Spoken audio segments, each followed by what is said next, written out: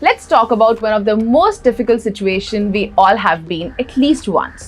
Specially जब भी हम किसी फॉरेन कंट्री में जाते हैं या फिर फॉरेन कंट्री से कोई हमारी कंट्री में आता है and we communicate with them, it becomes so difficult that we keep on asking this question again and again. Could you please repeat that? Can you please repeat?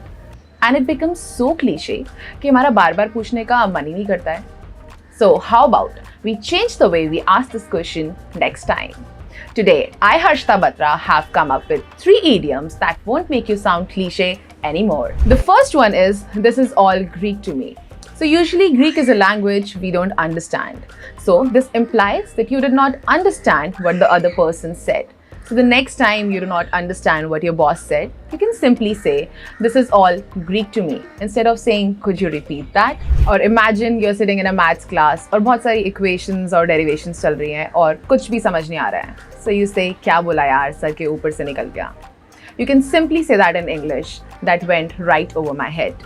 और कभी-कभी हमें कुछ भी समझ में नहीं आता है, but हम बोलते हैं हाँ, सब समझ में आ गया है.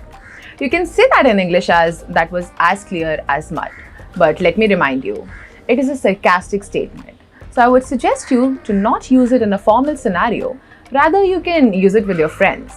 So अगली बार आपको कुछ भी समझ में ना आए या फिर आपके सर के ऊपर से जा रहा हो, तो आप इन 3 idioms का यूज करके मजेदार तरीके से पूछ सकते हैं. I'll be back with another video and some more amazing tricks from English Partner.